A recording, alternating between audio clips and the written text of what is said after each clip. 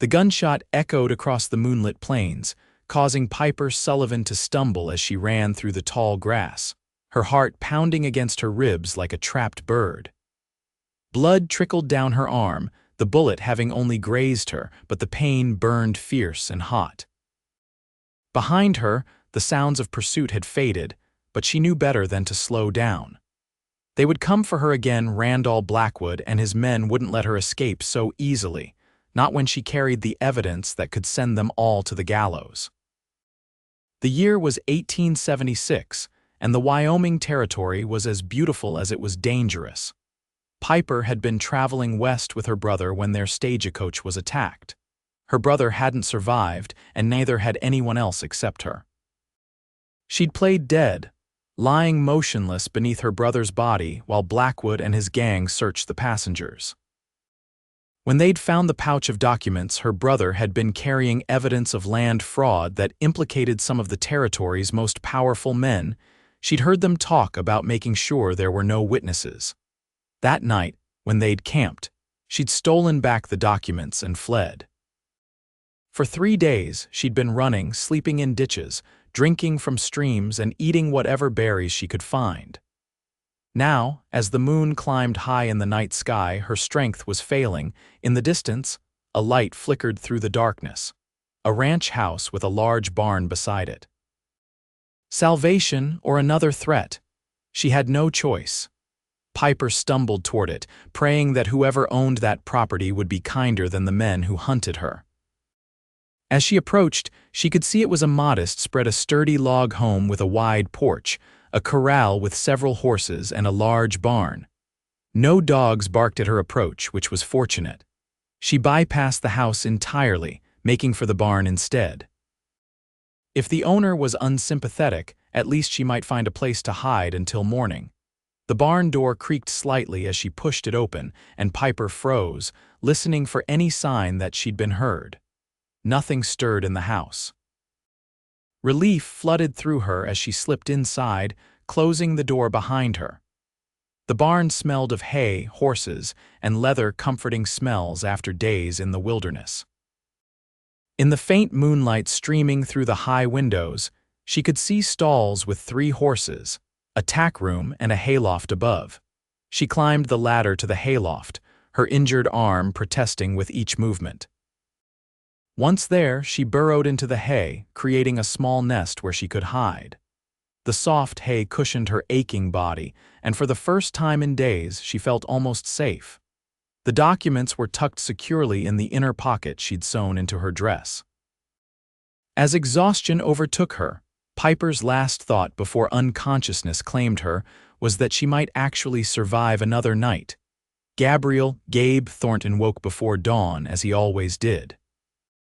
At 30 years old, he'd been running the Triple T Ranch on his own for 5 years, ever since his father's passing. It wasn't the biggest spread in Wyoming territory, but it was profitable enough, and more importantly, it was his. He dressed quickly in the dim light, pulling on worn denim pants, a faded blue shirt, and his boots before heading downstairs to make coffee. As the coffee boiled on the stove, Gabe strapped on his gun belt, a habit born of necessity in these parts, and headed out to tend to his horses before the day's work began. The morning air was crisp, with the promise of another hot day ahead. He breathed deeply, appreciating the quiet moment before the labor began. When he entered the barn, something felt different. Gabe paused, his hand moving instinctively to the revolver at his hip. Nothing seemed disturbed at first glance, but 15 years of living in the West had taught him to trust his instincts. He moved silently through the barn, checking each stall. His horses were calm, which was a good sign, but still, something wasn't right. A small drop of something dark on the ladder to the hayloft caught his eye. He touched it with his finger and found it tacky. Blood. Recent, too. Gabe drew his revolver and climbed the ladder one-handed, moving as quietly as possible. At the top, he scanned the hayloft, seeing nothing at first. Then a slight movement in the hay near the back wall caught his eye. Moving closer, he saw a depression in the hay and, protruding from it, a torn piece of fabric, a woman's dress.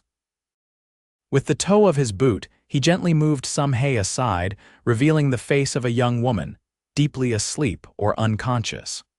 Her face was dirty and scratched, with dark circles under her eyes speaking of exhaustion. A makeshift bandage, now soaked through with blood, was wrapped around her upper arm. Gabe holstered his gun. Whatever trouble this woman was in, she clearly needed help more than suspicion. He considered waking her but decided against it. She'd come here seeking shelter, and from the looks of her, she desperately needed rest. Instead, he went back to the house, returning with a canteen of fresh water, some bread, cheese, and dried beef. He placed these items within easy reach of her hiding spot, then went about his morning chores, making more noise than necessary to alert her to his presence without directly confronting her. Piper woke to the sound of someone moving around the barn below. Fear seized her until she remembered where she was. She remained perfectly still, listening.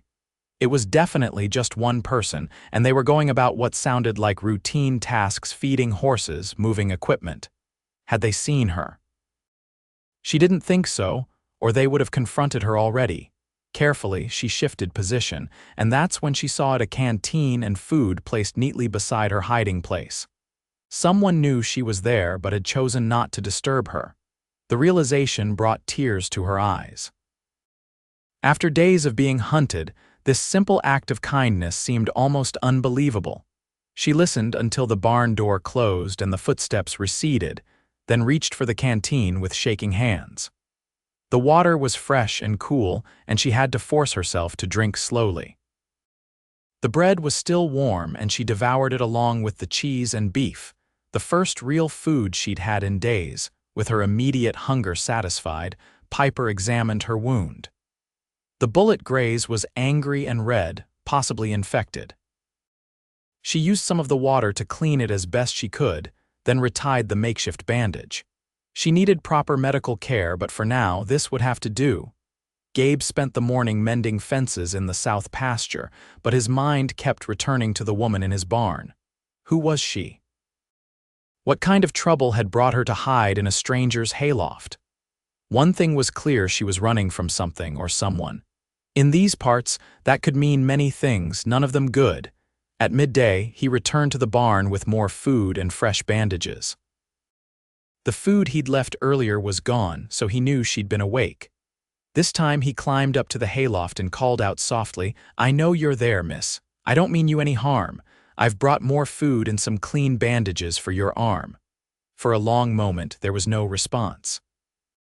Then the hay rustled and she emerged, wary as a wild animal. Up close, she was younger than he'd first thought, perhaps in her early 20s. Despite the dirt and exhaustion, he could see she was beautiful, with dark auburn hair and eyes the color of spring grass. She was thin, too thin, and held herself with the tense readiness of someone prepared to flee at any moment. "Why are you helping me?" Her voice was hoarse, either from disuse or fear. Gabe set down the supplies and took a step back, giving her space. "Because you need it. I'm Gabriel Thornton." "This is my ranch," she hesitated, clearly debating how much to reveal.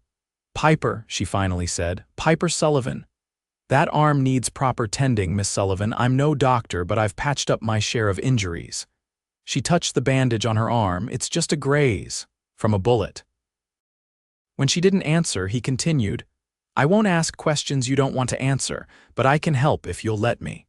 Piper studied him, weighing her options. He was tall and broad-shouldered, with the lean, muscled build of a man who worked hard for a living. His face was tanned from the sun, with lines at the corners of his eyes that suggested he smiled often, though he wasn't smiling now. His hair was dark brown, almost black, and his eyes were a deep blue that reminded her of the sky just after sunset. He wore a gun, but so did every man in these parts. Most importantly, he'd had every opportunity to harm her or turn her in, and instead he'd brought her food and offered help. "Thank you," she said finally. "For the food, and for not asking questions." Gabe nodded. "The offer stands if you change your mind about that arm. In the meantime, you're welcome to stay in the barn. It's not much, but it's safer than being out there, especially if someone's looking for you." He left the fresh supplies and climbed back down the ladder, leaving her alone again. Piper watched him go, a mixture of gratitude and suspicion warring within her. Could she trust him? She had little choice. For now, at least, she would accept his hospitality, but she would remain vigilant. The documents hidden in her dress were too important to risk falling into the wrong hands. That evening, Gabe returned to the barn with a hot meal, beans, cornbread, and coffee. This time, Piper was sitting up in the hayloft, waiting for him. The food he'd left earlier was gone, and she'd used the bandages to rewrap her arm. "How's the arm?" he asked, setting down the plate and cup. "Better, thank you." It wasn't entirely true the wound was still angry and painful, but she didn't want to appear too vulnerable. Gabe sat down a respectful distance away. "I've been thinking, you can't stay in the barn indefinitely. There's a small cabin about a quarter-mile from here where my ranch hand used to stay before he moved on. It's empty now, but it's clean and has a proper bed. You'd be more comfortable there." Piper stiffened. "Why are you doing this? You don't know me. I could be a criminal for all you know." A slight smile touched his lips. "Are you?" "No," she said quickly. "But then let's just say I believe in helping folks in need. My father taught me that, in these parts, sometimes all we have is each other." He paused. "Whatever trouble you're in, Miss Sullivan, it's your business. But if you need a safe place to stay for a while, that cabin is yours." Piper wanted to refuse. Accepting more help meant becoming more indebted, more vulnerable, but the thought of a real bed, a door that locked, maybe even the luxury of washing away days of grime. "I can't pay you," she said. "I'm not asking for payment. Everyone wants something." Gabe's expression grew serious. "Not me, Miss Sullivan, not from you. The cabin's sitting empty anyway. Might as well be of use to someone." She studied him again, looking for signs of deception, but found none. Finally, she nodded. "Thank you, Mr. Thornton, I accept." "Good, finish your meal and I'll take you there." He stood up. "And Miss Sullivan, whatever you're running from, I hope you find peace from it soon." With that, he climbed down the ladder, leaving Piper alone with her thoughts and a plate of the most delicious food she'd tasted in what felt like forever. True to his word, Gabe led Piper to a small cabin tucked among a stand of cottonwood trees. It was simple but solid, with a porch across the front and smoke already rising from the chimney. Inside, a fire burned in the stone fireplace, casting a warm glow over the sparse but clean furnishings: a bed with fresh linens, a table with 2 chairs, a cupboard, and a washstand with a pitcher and basin. "I lit the fire earlier and brought some supplies," Gabe explained. "There's food in the cupboard, water in the well out back, and I put some of my mother's old clothes in the trunk at the foot of the bed. They might be big on you, but they're clean." Piper stood in the middle of the cabin, overwhelmed by this unexpected kindness. "Mr. Thornton, I don't know what to say." "Say you'll bolt that door behind me and get some rest." He set a key on the table. "This locks both the front and back doors. No one will bother you here." "Thank you," she whispered, emotion making her voice thick. Gabe tipped his hat. "Good night, Miss Sullivan. I'll check on you tomorrow if that's all right." After he left, Piper bolted the door as instructed, then leaned against it, tears streaming down her face. For the first time since the stagecoach attack, she felt something close to safe. She knew it couldn't last. Blackwood wouldn't stop looking for her or the documents, but for tonight, at least, she could breathe. She poured water into the basin and washed as best she could, the cool water a blessing on her skin. Her arm still throbbed, but at least it was clean now. In the trunk, she found simple dresses, undergarments, and even a nightgown. As Gabe had predicted, they were too large, but after days in her torn, filthy dress, the clean fabric felt like silk against her skin. After eating some of the bread and cheese from the cupboard, Piper finally allowed herself to lie down on the bed. The mattress wasn't particularly soft, but compared to the hayloft or the hard ground of the past few days, it felt like heaven. Despite her determination to stay vigilant, exhaustion claimed her almost immediately. The next morning, Piper woke to sunlight streaming through the cabin's small windows. For a moment, confusion gripped her. Where was she? Then memory returned, and with it, the pain in her arm. The wound looked worse in the daylight, the skin around it red and hot to the touch. She'd experienced infections before and knew the signs. Without proper care, it could become dangerous. A knock at the door startled her. "Miss Sullivan, it's Gabriel Thornton." She opened the door to find him standing on the porch, holding a basket covered with a cloth.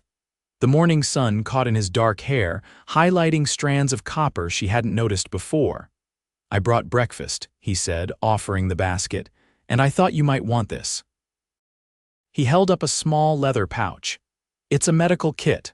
Nothing fancy, but there's carbolic acid for cleaning wounds, bandages, and some willow bark for pain." Piper accepted both gratefully. "You're very kind, Mr. Thornton. Gabe, please." His gaze dropped to her arm, which she was unconsciously cradling. "That arm's troubling you. Will you let me look at it now?" She hesitated, then nodded.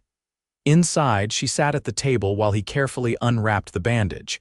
His hands were rough with calluses but gentle in their movements. When the wound was exposed, his expression grew concerned. "This is infected," he said. "It needs cleaning and proper dressing. This might hurt." Piper braced herself as he cleaned the wound with carbolic acid. The pain was intense, but she bit her lip and endured it silently. Gabe worked efficiently, his focus entirely on the task. When he finished bandaging her arm, their eyes met, and something passed between them, a moment of connection that surprised them both. "Thank you," she said softly. "You're welcome." He cleared his throat and stood up. "There's fresh eggs and bacon in that basket and some coffee. I'll leave you to your breakfast." At the door, he paused. "I've got work to do today, but I'll check on you this evening. If you need anything before then, the main house is just over the rise." After he left, Piper uncovered the basket to find still warm food that made her mouth water. As she ate, she considered her situation. She couldn't stay here indefinitely. Eventually, she would need to make her way to Cheyenne, where her brother had been planning to deliver the documents to a federal marshal. But she was weak from her ordeal, her arm was injured, and she had no money, no horse, and no weapons. And then there was Gabriel Thornton. His kindness was unexpected and, frankly, unsettling. In her experience, men didn't help women without expecting something in return. Yet he had asked for nothing, demanded nothing. It made no sense, and Piper had learned long ago that things that made no sense often hid dangers. Still, she had little choice but to accept his help for now. Once her arm healed and she regained her strength, she would move on. The thought brought an unexpected pang of sadness, which she quickly dismissed. She couldn't afford attachments, not with Blackwood and his men still hunting her. For the next 3 days, Gabe checked on Piper twice daily, bringing food and tending to her wound, which slowly began to heal. They fell into a routine of sorts. In the mornings, he would bring breakfast and fresh water. In the evenings, he would bring dinner and sometimes stay to eat with her. Their conversations were cautious at first, with Piper revealing little about herself beyond superficial details. But gradually, she found herself looking forward to his visits, to the sound of his voice and the reassuring presence of him across the table.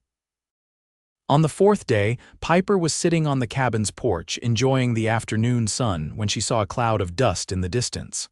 Riders, at least 3 of them, heading toward the main house. Fear clutched at her heart. Had they found her? She retreated inside, bolting the door and peering through the window. From this distance, she couldn't make out the riders clearly, but something about their approach set her nerves on edge. She gathered her few possessions, including the precious documents, ready to flee if necessary. The sound of horses approaching the cabin sent her heart racing. She looked around desperately for a weapon, finding only a heavy iron skillet. She gripped it tightly, positioning herself beside the door, ready to defend herself if needed. A knock came, followed by Gabe's voice. "Piper, it's me." Relief flooded through her, and she opened the door to find him alone, though his expression was grave. "There are men at the house," he said without preamble. "3 of them, asking if I've seen a young woman traveling alone. They say she's a thief who stole from their employer." Piper's blood ran cold. "They're lying," she whispered. Gabe studied her face. "I figured as much. I told them I hadn't seen anyone. They're searching the area, plan to check with other ranches. He paused. They're armed, Piper, and they don't look like the type to take no for an answer. Who are they? What do they want? She hesitated, torn between the need for secrecy and the reality that he deserved the truth if he was risking himself for her. Their leader is Randall Blackwood. He and his men attacked the stagecoach I was traveling on 4 days ago. They killed everyone, including my brother. Her voice broke. I escaped with documents that prove Blackwood and some powerful men in the territory have been forcing settlers off their land through fraud and violence. Gabe's expression hardened. I've heard of Blackwood. He works for James Harrington, biggest landowner in these parts. There have been rumors about how Harrington acquires property, but nothing's ever been proven. These documents prove it. My brother was taking them to the federal marshal in Cheyenne. She pulled the folded papers from her dress. Deeds with forged signatures, letters discussing bribes to officials, even orders to remove settlers who wouldn't sell. It's all here. Gabe looked at the documents, his jaw tight. This is dangerous information, Piper. I know, that's why they're hunting me. They can't let these papers reach the marshal. She tucked them away again. I need to leave. If they find me here, you'll be in danger too. You can't leave now. They're watching the roads and you're still not fully recovered. He thought for a moment. There's a hidden cellar under the floor of my father's study. If they come back to search the property, you can hide there. For now, stay here and keep the doors locked. I'll come for you if there's trouble. After Gabe left, Piper paced the small cabin, anxiety making rest impossible. Through the window, she could see the main house in the distance. Blackwood and his men were still there, their horses tied at the hitching post. What were they saying to Gabe? Did they believe him? And if they didn't, what would they do? An hour passed, then another. Finally, she saw the men mount up and ride away, heading east. Only when they were specks on the horizon did she allow herself to breathe normally again. But the relief was short-lived. They would be back, she was certain of it. Blackwood wasn't the type to give up easily, especially with so much at stake. As dusk fell, Gabe returned to the cabin. They've gone for now, he said, but they're suspicious. They plan to check all the ranches in the area and then circle back. We have a day, maybe 2, before they return. I need to leave before then, Piper insisted. I've put you in enough danger already. Gabe shook his head. You're not going anywhere until your arm is stronger and we have a plan. Blackwood has men watching the trails to town. Running blindly will just get you caught or worse. Then what do you suggest? I have a friend, a half-Shoshone scout named Joseph. He knows trails that most white men have never seen. I'll ride out tomorrow and ask him to guide you to Cheyenne by a route Blackwood won't know to watch. Piper wanted to argue but knew he was right. Without help, she'd never make it to Cheyenne alive. Why are you doing this? You barely know me and you're risking everything. Gabe's expression softened. Because it's the right thing to do and because… He hesitated. Because in the few days you've been here, I've come to care what happens to you, Piper Sullivan. The simple honesty of his words caught her off guard. For so long, she'd been alone, fighting to survive, trusting no one. But there was something about Gabriel Thornton that made her want to trust again, to believe that not every hand extended was hiding a dagger. Thank you, she said softly. I care what happens to you too, which is why I'm afraid for you. These men, they won't hesitate to kill anyone who helps me. I can take care of myself, he assured her. Now, let's have dinner and then you should rest. Tomorrow will come soon enough. They ate together at the small table, the conversation lighter than the circumstances warranted, as if both were trying to create a bubble of normalcy in the midst of danger. When Gabe finally left for the night, Piper watched him walk back toward the main house, a tall figure silhouetted against the darkening sky, and felt a tug of emotion she hadn't expected and couldn't afford. The next morning, Gabe rode out early to find his friend Joseph. Piper spent the day alternating between anxious pacing and forcing herself to rest, knowing she would need her strength for the journey ahead. She examined the documents again, making sure they were secure and undamaged. They represented her brother's last mission, and delivering them safely was now hers. By late afternoon, Gabe had not returned, and Piper's worry grew. Had something happened to him? Had Blackwood's men caught him? The shadows lengthened across the porch as the sun began its descent, and still no sign of him. Just as twilight was settling over the land, she heard hoofbeats approaching. Relief flooded through her until she realized there were multiple riders. Peering through the window, her heart sank. It was Blackwood himself, along with 4 of his men, heading directly for the cabin. They must have been watching the ranch after all, seen Gabe leave, and decided to return for a more thorough search.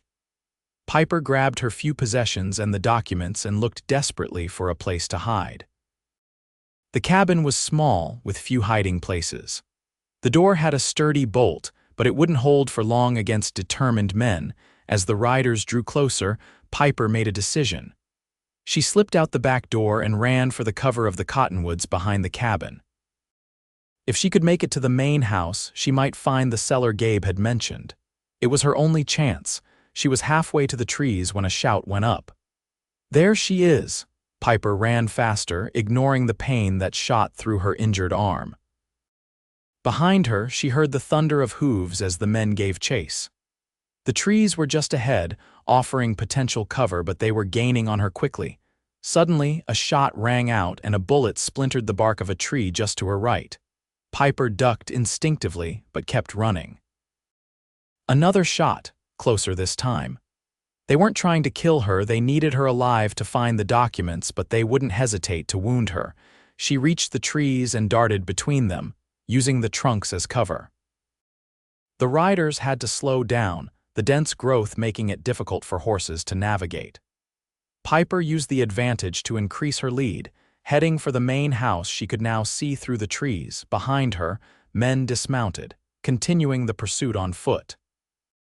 She could hear them crashing through the underbrush, closing the distance. Her lungs burned, and her injured arm throbbed with each heartbeat, but she pushed on, desperation giving her strength. Finally, the house was before her. She ran up the porch steps and burst through the front door, frantically looking around for the study Gabe had mentioned. There, a door to her right stood slightly ajar, revealing a room lined with bookshelves. She rushed in, searching for the hidden cellar entrance. In the corner, a large bearskin rug covered part of the floor. Piper dragged it aside, revealing a trapdoor with an iron ring. She pulled it open, finding a ladder leading down into darkness. Without hesitation, she climbed down, pulling the trapdoor closed above her just as the front door of the house crashed open. In the darkness of the cellar, Piper crouched, scarcely daring to breathe as heavy footsteps moved through the house above. She heard Blackwood's voice, ordering his men to search every room, every closet, every possible hiding place. The footsteps entered the study, moving around directly above her head. "She's here somewhere," Blackwood growled. "Find her, and remember, I want her alive for now." The search continued, drawers being opened and closed, furniture moved. Piper pressed herself against the dirt wall of the cellar, praying the trapdoor wasn't visible beneath the replaced rug. Minutes stretched like hours as the men tore the house apart. Finally, the footsteps receded, and she heard Blackwood ordering his men back outside to search the outbuildings. Silence fell in the study above, but Piper remained frozen in place, afraid to move, afraid even to hope they had truly gone. Time passed, she couldn't tell how much in the absolute darkness. Her muscles cramped from holding the same position, but still she didn't move. Only when she heard the distant sound of horses galloping away did she allow herself to relax slightly. More time passed. Should she risk emerging? What if it was a trick and Blackwood had left a man behind to watch? But she couldn't stay in the cellar indefinitely. Eventually, she would need water, food. The sudden sound of the front door opening made her tense again. Footsteps, a single pair this time, moved quickly through the house. "Piper," Gabe's voice, urgent and worried, relief washed over her. She pushed at the trapdoor, but it was heavy and her strength was nearly spent. "Gabe," she called, her voice hoarse. "I'm here in the cellar." The rug was pulled away and the trapdoor lifted. Light flooded in, momentarily blinding her. Then Gabe was there, reaching down to help her up, his strong hands gentle as they pulled her from the darkness. "Are you hurt?" he asked, his eyes scanning her for injuries. She shook her head. "Just scared. Blackwood and his men, they came back. They searched everywhere. I saw them riding away as I was returning. I was afraid." He didn't finish the thought, instead pulling her into a sudden embrace. "Thank God you're safe." Piper stiffened at first, then relaxed into his arms, allowing herself the comfort of human contact, of feeling protected if only for a moment. When they separated, both were a little embarrassed by the spontaneous display of emotion. "Joseph has agreed to help," Gabe said, changing the subject. "He knows a trail through the mountains that will take you to Cheyenne. It's longer than the main road, but safer. He can leave with you tomorrow night, but Blackwood might return before then. Joseph needs time to prepare, and you need rest before such a journey." Gabe's expression was determined. "Tonight, you'll stay in the house with me. If Blackwood returns, we'll face him together." Piper wanted to protest, to insist that she shouldn't put him in more danger, but the truth was, she had nowhere else to go, no one else to turn to. And despite her independent nature, the thought of not facing Blackwood alone was immensely comforting. "All right," she agreed. "But if there's any sign of trouble, I want you to let me go. Your life isn't worth risking for mine." Gabe's blue eyes held her steadily. "I'll be the judge of that, Miss Sullivan." That night, Piper slept in Gabe's mother's old room while he kept watch downstairs. Despite her exhaustion, sleep came fitfully, filled with dreams of pursuit and gunfire. Each time she woke, she would listen for sounds of danger, then drift back into uneasy slumber. Morning came without incident. Gabe had prepared a substantial breakfast, insisting she eat to build her strength for the journey ahead. As they ate, he outlined the plan. "Joseph will arrive after sundown. You'll travel by night at first to reduce the chance of being spotted. The trail he's chosen is difficult but not well known. With luck, you'll reach Cheyenne in 5 days. And if Blackwood finds us before then. Joseph is an excellent scout and knows how to cover your tracks, but if the worst happens..." Gabe reached into his pocket and produced a small revolver.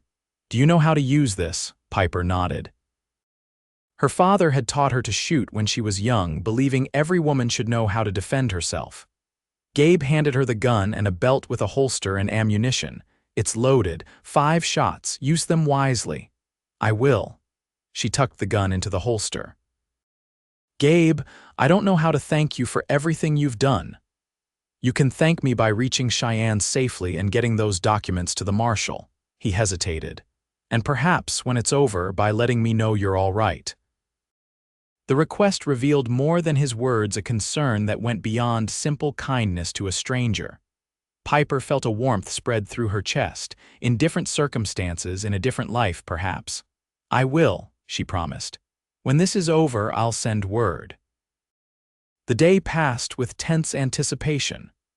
Gabe went about his ranch chores as normally as possible, not wanting to alert any watching eyes that anything unusual was happening. Piper remained in the house, helping where she could, packing supplies for her journey and resting when Gabe insisted. As they worked side by side preparing food for her trip, Piper found herself studying him, the way his hands moved with such confidence. The thoughtful furrow that appeared between his brows when he concentrated. The rare but transformative smile that lit his entire face. In just a few short days, this man had become important to her in ways she hadn't thought possible. "Tell me about your life before all this," he said suddenly, interrupting her thoughts. Piper considered the question. "My brother and I grew up in St. Louis. Our parents died of fever when I was 16, leaving Robert to raise me. He worked for a newspaper exposing corruption and fraud. That's how he came across information about what was happening here in Wyoming. And you? What did you do in St. Louis?" "I taught at a school for girls." "Nothing very exciting," she smiled faintly. "Until a month ago, the most dangerous thing I'd ever done was break up a fight between 2 12-year-old students." Gabe chuckled. "Sounds like you were good at your job. I loved it." The realization that she might never return to that life brought a pang of sadness. "What about you? Have you always been a rancher, born and raised on this land?" "My father built this house with his own hands, started the ranch from nothing. I was away for a while, rode with the cavalry during the war, then tried my hand at a few other things. But when Pa got sick, I came home." His expression grew distant. "Been here ever since. You never married?" The question slipped out before she could stop it. Gabe shook his head. "Never found the right woman, or maybe I did, but the timing was wrong." His eyes met hers and something unspoken passed between them. "Life has a way of surprising you sometimes." "Yes," Piper agreed softly, "it certainly does." The moment was interrupted by the sound of a horse approaching. Both tensed, but Gabe's quick look out the window brought relief. "It's Joseph," he said. The man who entered the house was tall and lean, with the weathered face of someone who spent most of his life outdoors. His heritage was evident in his high cheekbones and straight black hair, though his eyes were a surprising gray. He greeted Gabe with a firm handshake and nodded respectfully to Piper. "The horses are ready," he said without preamble. "We should leave soon. The moon will rise late tonight, giving us good darkness for the first few hours." Preparations moved quickly after that. Piper changed into clothes more suitable for hard riding: pants, a shirt and boots that Gabe provided, all too large but serviceable when belted and tucked. The documents were securely wrapped in oilcloth and hidden in an inner pocket of her jacket. The revolver was strapped to her hip, easy to reach if needed. As they stepped onto the porch, Gabe pulled her aside for a moment of privacy while Joseph checked the horses. "Be careful," he said, his voice low and intense. "Trust Joseph, he knows what he's doing, and when you reach Cheyenne, go directly to Marshal Harding. He's a good man, honest." Piper nodded, her throat tight with emotion. "I will, and Gabe, thank you for everything." He reached out, his hand cupping her cheek gently. "Come back when it's safe," he said. "Promise me." The request caught her off guard. She'd been so focused on survival, on fulfilling her brother's last mission, that she hadn't allowed herself to think beyond reaching Cheyenne. But looking into Gabe's eyes now, she saw a future she hadn't dared to imagine, one that included him. "I promise," she whispered. For a moment, it seemed he might kiss her. His gaze dropped to her lips, and she found herself holding her breath. But then Joseph called that it was time to go, and the moment passed. Gabe's hand fell away, and he stepped back. "Godspeed, Piper Sullivan," he said formally. She mounted the horse Joseph had prepared for her, a sturdy mare with gentle eyes. As they rode away from the ranch, Piper looked back once to see Gabe standing on the porch, a solitary figure watching them disappear into the night. The trail Joseph chose led into the foothills immediately, away from the main roads and known paths. The going was slow at first, with Joseph frequently stopping to listen and check for signs of pursuit. Piper followed his instructions without question, trusting his expertise in this wilderness that was so foreign to her. They rode through the night, stopping only briefly to rest the horses. Joseph was a man of few words, but his actions spoke of competence and care. He ensured Piper ate and drank regularly, checked her injured arm without comment, and always positioned himself between her and potential danger. By dawn, they had climbed high enough that looking back, Piper could see the vast expanse of the plains below, Gabe's ranch now just a tiny cluster of buildings in the distance. They made camp in a sheltered hollow, concealed from view by dense pine trees. "Sleep," Joseph instructed, taking the first watch. "We ride again at dusk." Despite her exhaustion, Piper found it hard to rest. Her mind kept returning to Gabe, to the look in his eyes as they parted. What would happen when this was over? Could she really return to him, build a life in this wild territory so different from the city she'd known? And would he still want her to, once the danger and excitement had passed? These questions chased each other through her mind until fatigue finally claimed her and she fell into a dreamless sleep. The journey continued for 4 days, each much like the first. They traveled mainly at night, Resting during the day in hidden locations, Joseph seemed to know instinctively. They encountered no one, though twice Joseph pointed out distant riders that could have been Blackwood's men searching for them. On the fifth day, as promised, they crested a ridge to see Cheyenne sprawled in the valley below. The town was larger than Piper had expected, with numerous buildings, streets laid out in a grid, and the unmistakable signs of a railroad. "We made it," she breathed, relief washing over her. Joseph nodded. "We enter after dark. Less eyes." That evening they rode into Cheyenne, keeping to the quieter streets. Joseph guided them to a modest hotel on the edge of town. "Marshal's office 2 blocks that way," he said, pointing. "Go in morning. Safer." Piper dismounted, wincing at the stiffness in her muscles after days in the saddle. "Thank you, Joseph. I don't know how to repay you." "No payment needed. Gabriel is brother to me." He took the reins of her horse. "I return to ranch now. Tell him you are safe." Before she could respond, he was gone, melting into the shadows with a skill that reminded her how little she knew of this land and its people. The hotel room was simple but clean, with a real bed and luxury of luxuries, a bathtub that the proprietor's wife helped fill with hot water. After days on the trail, the bath was heaven, even if the water quickly turned murky from the dust of travel. Clean and dressed in fresh clothes purchased from a shop near the hotel, Piper felt human again. She checked the documents one last time, ensuring they were still intact, then tried to sleep, knowing tomorrow would bring its own challenges. Morning found her at the door of the marshal's office, her heart pounding with anticipation and fear. What if the marshal wasn't the honest man Gabe believed him to be? What if Blackwood had connections here too? Marshal Harding turned out to be a gruff, older man with sharp eyes that missed nothing. He listened to her story without interruption, examined the documents with careful attention, and then leaned back in his chair with a thoughtful expression.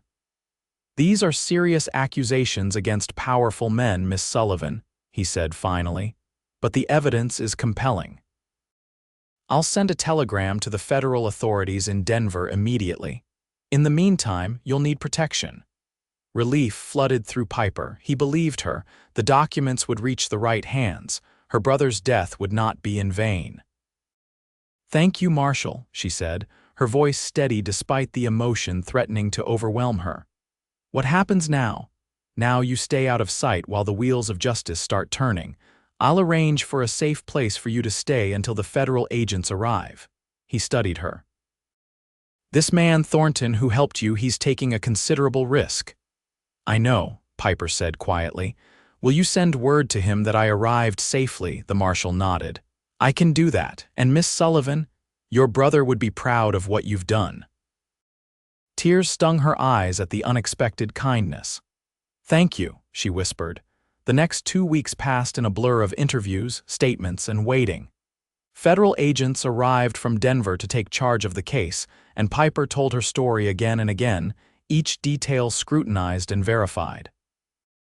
The documents proved even more damning than she'd realized, implicating not just Blackwood and Harrington but several territorial officials as well. Through it all, she thought of Gabe. The marshal had sent word of her safe arrival as promised, but there had been no communication since. Was he safe? Had Blackwood somehow connected him to her escape? The questions haunted her, but there was no way to know the answers. Finally, the day came when the lead federal agent, a stern man named Collins, informed her that arrests had been made.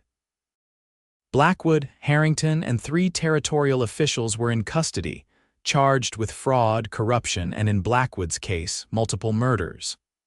"You're free to go, Miss Sullivan," Agent Collins told her. "Your testimony may be required at trial, but that won't be for months. In the meantime, we'll ensure your safety." "Thank you," Piper said, "but there's somewhere I need to go first." The journey back to Gabe's ranch took 3 days by stagecoach. Piper spent the time alternating between nervous anticipation and worry. What if he'd changed his mind? What if he'd only helped her out of a sense of duty, and the connection she'd felt had been one-sided? What if he no longer wanted her to return? But beneath these doubts was a certainty she couldn't explain that whatever was between them was real and worth pursuing, despite the obstacles. The stagecoach left her at the nearest town, some 10 miles from the ranch. There, she hired a horse and rode the remaining distance alone, her heart beating faster as familiar landmarks came into view. Finally, cresting a small rise, she saw at the ranch house the barn where she'd first hidden, the cabin where she'd begun to heal. And there, on the porch of the main house, a figure stood watching her approach. Even at this distance, she knew it was Gabe. He must have seen the dust from her horse's hooves. As she rode into the yard, he came down the steps to meet her. Piper dismounted, suddenly uncertain, the speech she'd rehearsed during the journey forgotten. For a long moment, they simply looked at each other. Then Gabe spoke, his voice rougher than she remembered. "You came back." "I promised I would," she said. "Blackwood, arrested along with Harrington and the others. The marshal says they'll likely hang for what they did." Relief crossed his face. "Good." Then more softly, "Are you staying?" The question was simple, direct, but loaded with meaning. Piper took a deep breath. "If you want me to," she answered. Gabe closed the distance between them in 2 strides, his hands coming up to frame her face. "I want you to," he said, his voice low and intense. "God help me, Piper, I've thought of nothing else since you left." And then he was kissing her, his lips warm and insistent on hers, and she was kissing him back, all the fear and longing of the past weeks pouring out between them. When they finally broke apart, both were breathing hard, and Gabe's eyes were darker than she'd ever seen them. "I love you," he said simply. "I know it's fast and maybe crazy, but I do." Piper felt a smile spread across her face, joy bubbling up within her like a spring. "I love you too," she admitted. "I think I started falling for you the moment you left food beside me instead of questions." Gabe laughed, the sound rich and full. "Best decision I ever made." He pulled her close again, and as the sun set over the Wyoming plains, Piper knew she was finally home. 6 months later, Piper stood in the small church in town, wearing a simple white dress that Mrs. Peterson, the minister's wife, had helped her make. Through the window, she could see the gathered crowd, not large, but significant. Joseph was there, looking uncomfortable in formal clothes, but proud to stand as Gabe's best man. Marshal Harding had made the journey from Cheyenne, along with Agent Collins. Several of Gabe's neighbors and friends filled the remaining pews. "Ready, Mrs. Peterson asked, adjusting Piper's veil one last time. Piper nodded, her heart full. The past months had been a whirlwind of adjusting to ranch life, testifying at preliminary hearings and planning for this day. She'd written to her former school in St. Louis, explaining her circumstances and tendering her resignation. In return, she'd received warm wishes and an unexpected package containing her few personal belongings, sent by colleagues who were happy for her new beginning. Ranch life wasn't easy. She had much to learn about horses, cattle, and the rhythm of the seasons, but Gabe was a patient teacher, and she was an eager student. Together, they were building something beautiful. The music began, and Piper took a deep breath before stepping into the church. Gabe waited at the altar, handsome in a new suit, his eyes never leaving her as she walked toward him. His smile, when she reached him, was everything she'd ever wanted without knowing it. "Dearly beloved," the minister began, "we are gathered here today." The ceremony was brief and traditional, the vows spoken with clear conviction. When the minister pronounced them husband and wife, Gabe's kiss was gentle but filled with promise. The celebration afterward was held at the ranch, with tables set up in the yard and lanterns hanging from the trees. There was music and dancing, good food and better company. As the evening progressed, Piper found a moment of quiet with Marshal Harding. "The trials are set for next month," he told her. "With your testimony and those documents, they don't stand a chance." "Good," Piper said firmly. "They've hurt too many people." "Your brother would be proud," the marshal said, echoing his words from their first meeting. "Not just of bringing them to justice, but of the life you're building here." Piper looked across the yard to where Gabe was laughing with Joseph and some of the neighboring ranchers. "I think so too," she said softly. Thank you, Marshal, for everything." Later, as the celebration wound down and guests began to depart, Gabe found her sitting on the porch steps, watching the stars emerge in the clear night sky. "Happy?" he asked, settling beside her. "More than I ever thought possible," she answered honestly.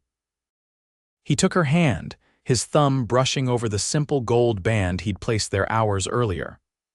"I was thinking," he said, "about expanding the ranch. There's good land to the south that's available, and maybe building a bigger house eventually." Piper leaned against his shoulder, content.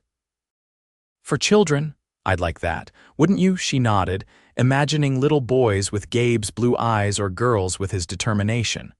"I would, very much." They sat in companionable silence, watching the stars until Gabe spoke again, his voice soft with emotion. "You know, when I found you in my barn that night, I never imagined where it would lead. I just saw someone who needed help. And I saw someone who offered kindness without demanding anything in return," Piper said. "That was new for me." Gabe turned to her, his expression serious. "I will always be that man for you, Piper. Whatever comes, whatever challenges we face, I will always choose kindness and I will always choose you." Tears pricked at her eyes, happy ones this time. "And I will always choose you, Gabriel Thornton, always." He kissed her then, a kiss that spoke of love and promise and a future bright with possibility.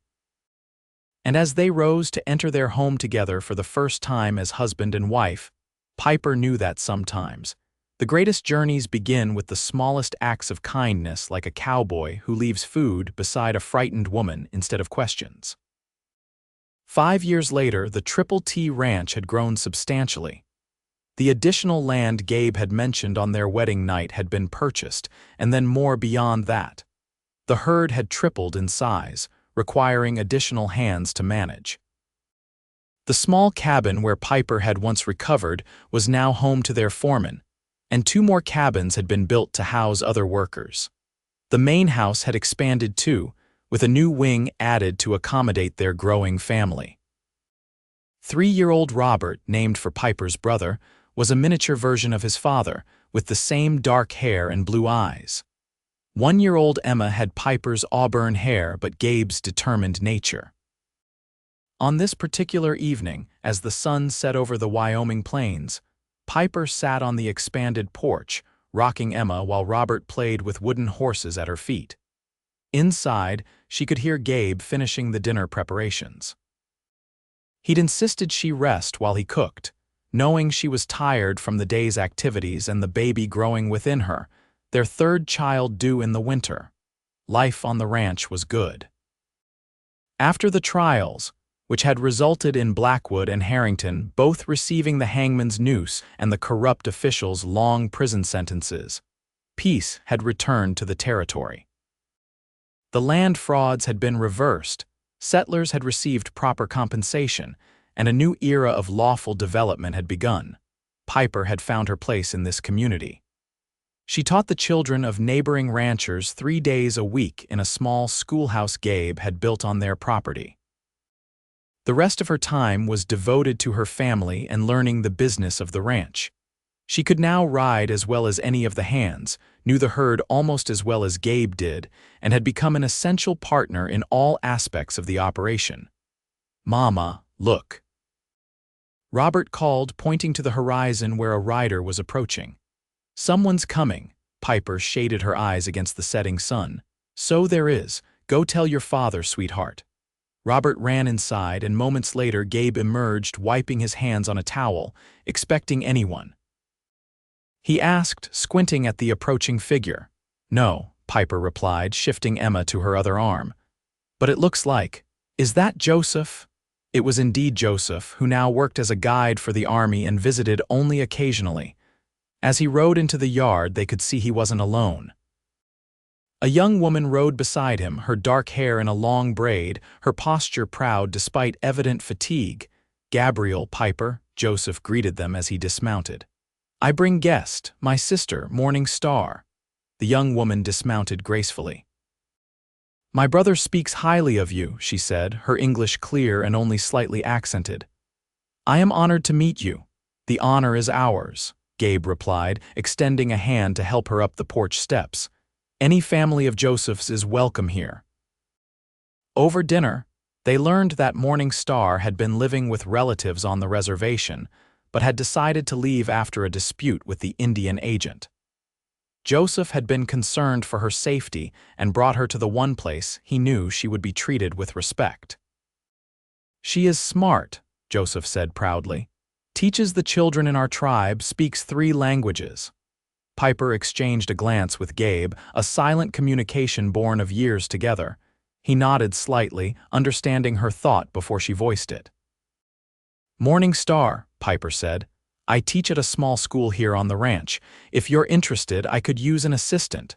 The children would benefit greatly from learning from someone with your knowledge and experience. The young woman's eyes widened in surprise, then gratitude. You would offer this to me, a stranger, not a stranger, Gabe corrected gently. Joseph's sister, and in this house we believe in helping those who need it. Morning Star looked to her brother, who nodded encouragingly. I would be honored, she said finally. Thank you. Later that night, with the children asleep and their guests settled in the spare room, Piper and Gabe stood on the porch, his arm around her waist, her head resting on his shoulder. That was a good thing you did, he said. We did, she corrected. And it feels right, doesn't it? Passing on the kindness that was once shown to me, Gabe's hand moved to rest on her growing belly. Our children will learn that from you, the importance of helping others, of showing kindness without expecting anything in return. Piper turned in his arms to face him. They'll learn it from both of us. It's who we are together. He kissed her then, a kiss as full of love and promise as their first had been. When they parted, he rested his forehead against hers. I never get tired of thanking God that you hid in my barn that night, Piper smiled, her heart full. And I never get tired of thanking God that you left food beside me instead of questions. They stood together in the gathering darkness, the ranch spread out before them, their children sleeping safely inside, their future stretching bright and promising ahead. From that first act of kindness had grown a love that sustained them both, a family that brought them joy, and a legacy of compassion that would endure long after they were gone. In the distance, a coyote called, its lonely cry rising toward the stars. But here, on this porch in this moment, there was no loneliness, only love, built day by day, choice by choice, kindness by kindness, into something beautiful and lasting. And as Gabe led his wife inside, closing the door on the world outside, they both knew with absolute certainty that the greatest adventures often begin with the simplest acts of humanity. One person seeing another's need and choosing, without hesitation, to help.